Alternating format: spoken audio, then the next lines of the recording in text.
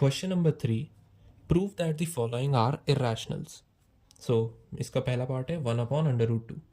इसको भी same method से हम करेंगे, prove by contradiction. Firstly we will assume 1/√2 is rational, यानी कि P/Q, जहाँ Q 0 के इक्वल नहीं है और P, Q are coprime. Then हम दोनों तरफ स्क्वायरिंग करेंगे, so Q² is equals to 2 times P²। इसका मतलब Q² इज डिविजिबल बाय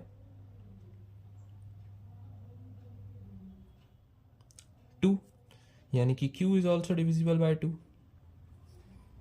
तो Q को हम लिख सकते हैं 2 टाइम्स सम कांस्टेंट K। तो अगर मैं Q की जगह ये वैल्यू रखूं तो ये हो जाएगा 2K² is equals to 2 times P²।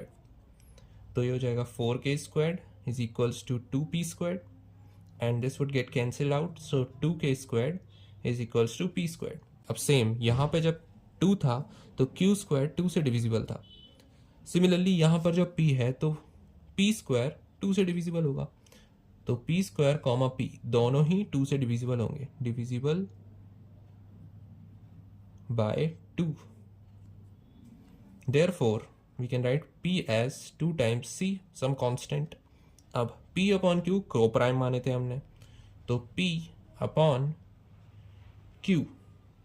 को प्राइम थे, मतलब इन दोनों के 1 के अलावा कोई भी कॉमन फैक्टर्स नहीं होने थे। लेकिन यहाँ पर हम इसे लिख सकते हैं 2K/2C, मतलब 2C/2K, P और Q की वैल्यू। यहाँ पर 2 कॉमन फैक्टर आ गया इन दोनों का, 1 के अलावा कुछ होना नहीं था। इसका मतलब हमारी बात कॉन्ट्राडिक्ट हो गई,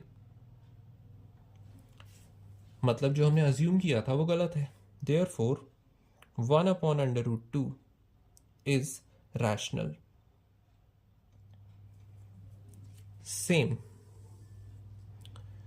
सेम प्रोसीजर इसके लिए भी होगा।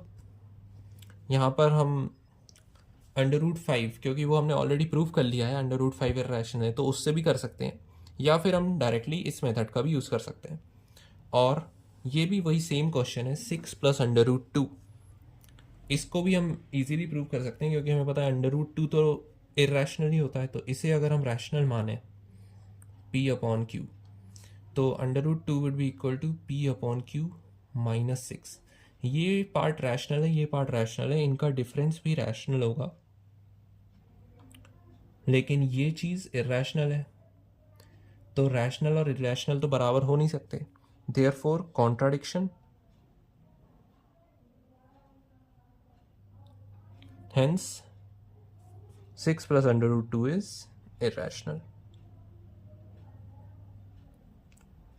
तो these are the answers।